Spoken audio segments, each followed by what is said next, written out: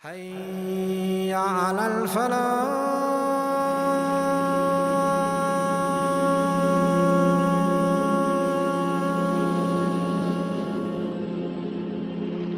This is narrated by Ibn Hibban and Al-Hakim rahimahumullah.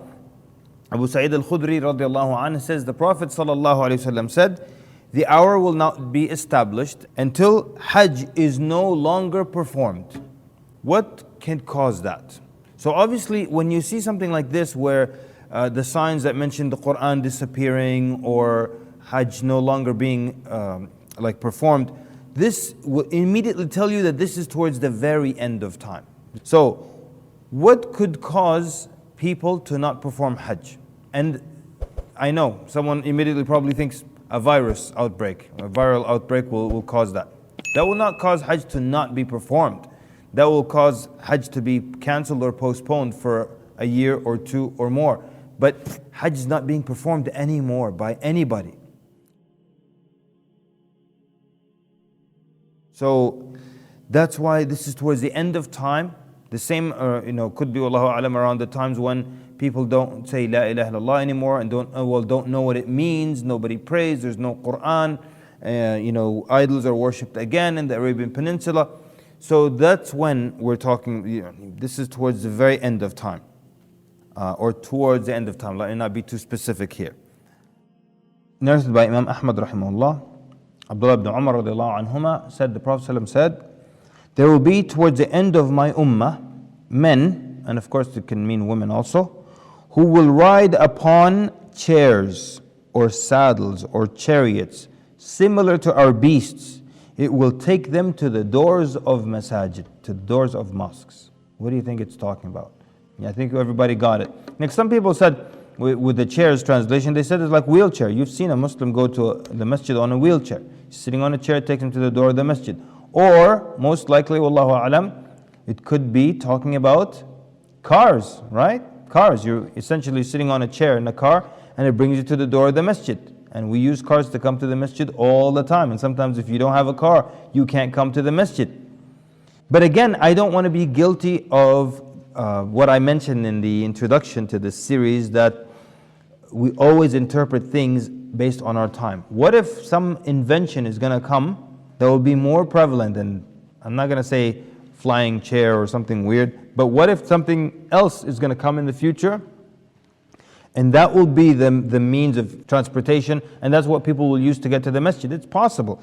But does this hadith right now fit our world and its chairs that are, or cars that are bringing people to the masjid? Well, it's very, very possible.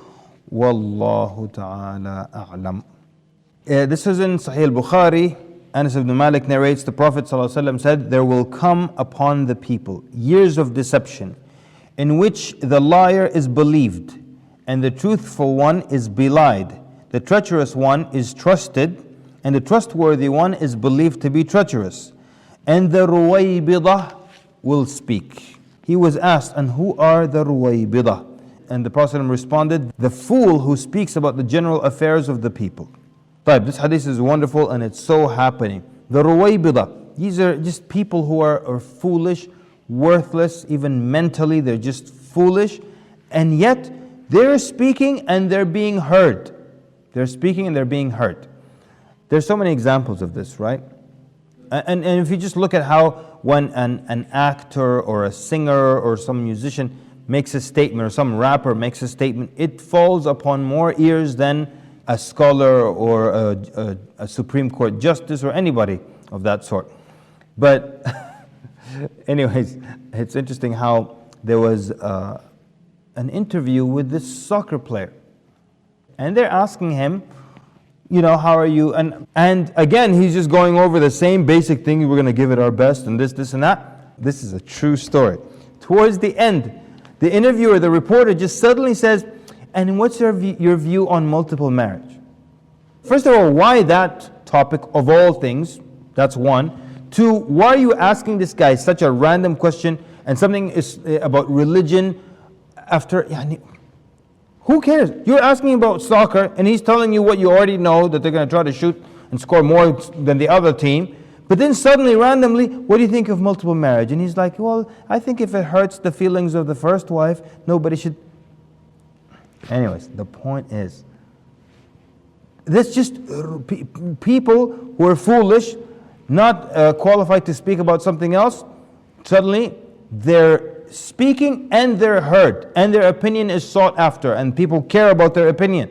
But that's exactly what the Prophet ﷺ described in this hadith. If you want to get upset, this is a true story that happened in a country that will go unnamed. And there is this lady, this actress, and she was asked to critique all the different Muslim groups and the movements, and she starts critiquing them, how they make people hate their religion. Like, what do you know? Like, just for years, she just plays different roles. You know, one time a very despicable, haram role. One time she's doing something else haram. And for years, for decades, that's all we know of this person, just acting that this guy's her husband and doing haram and all that. Now she's asked to critique all the Islamic groups and the Islamic movements and the Islamic da'wah, and she said, yeah, they made people hate their religion. Like, what do you know about the religion?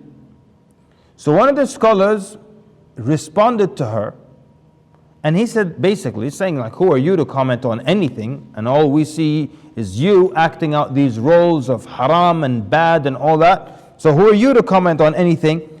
Then she sued him for saying that about her. Like, how dare he critique her? But she can critique Islamic movements and the da'wah, and she has no knowledge of that. Anyways, she sues him, she wins, he goes to jail. If that's not an example of a ruwaybidah, foolish people speaking, then I don't know what is.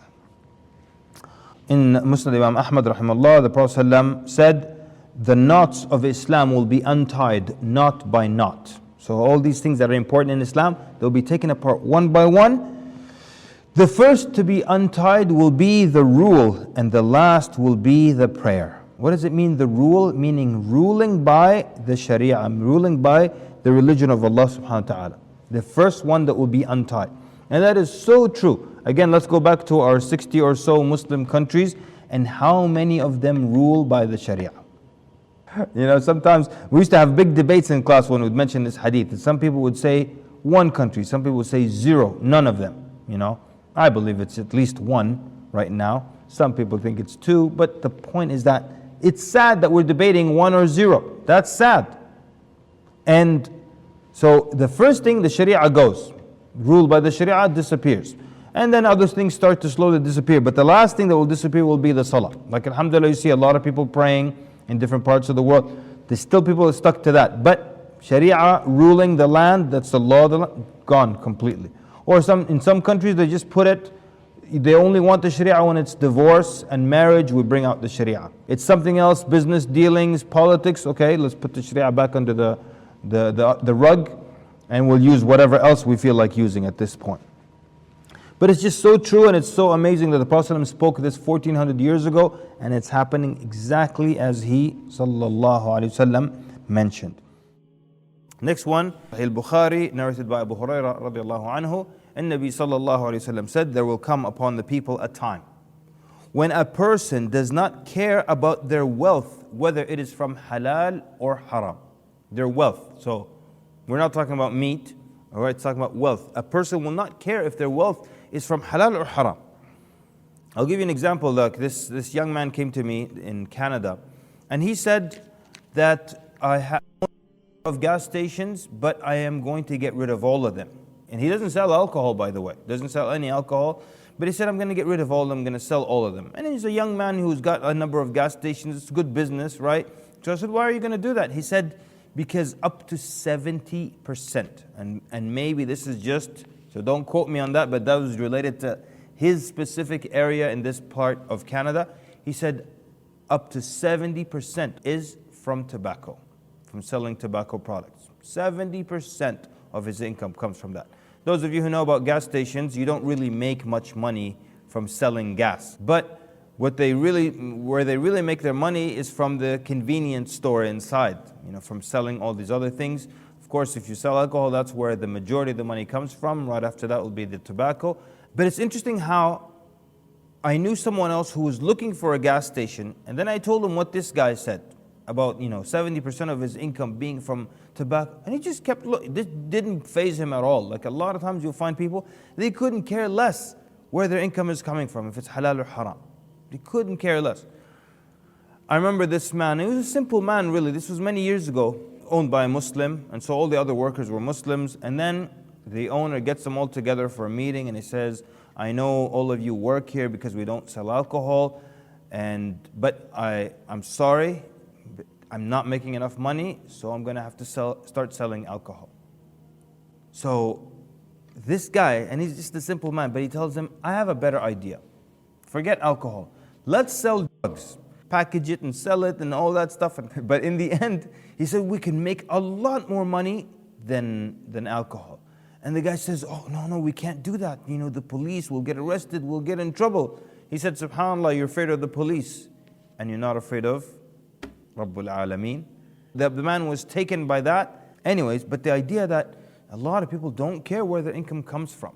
They don't care if it's halal or haram. It's one of the signs before the Day of Judgment. The Prophet ﷺ said, narrated by Abu Hurairah radiallahu anhu, by the one in whose hands is the soul of Muhammad, the hour will not be established until the wu'ul are destroyed and the tuhut appear or ascend or emerge. They said, Ya Rasulullah, what are al-wu'ul and what are al-tuhut? Like, what are these terms? What does that mean? قال صلى الله عليه وسلم, al-wu'ul are the nobility and the best of the people. And the tuhut are those that were under people's shoes, downtrodden basically. The people that were downtrodden, and nobody knows of them, nobody knows who they are. They were just under people's shoes, the downtrodden, and then they ascend, and the nobility and those nobles, they're the ones who are pushed down. You'll find someone who is just unworthy and they're prosperous, or they're listened to, or they're heard, or they're the ones who ascend in society, while the important ones, the nobility, the people who are noble, people who actually have something to contribute, they're the ones who disappear. So they'll be destroyed.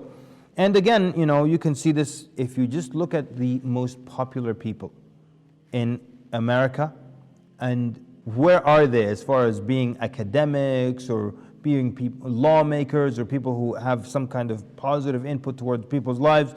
Look at those most followed on Twitter or Instagram or what have you, and it'll just be someone who prevents some cheap type of entertainment, some rapper or some musician who offers nothing of value. And I don't listen to rap, but I know what's going on. I know there are some rap songs that are nothing. The whole song is just how to stash the drugs away and how to sell it without getting caught.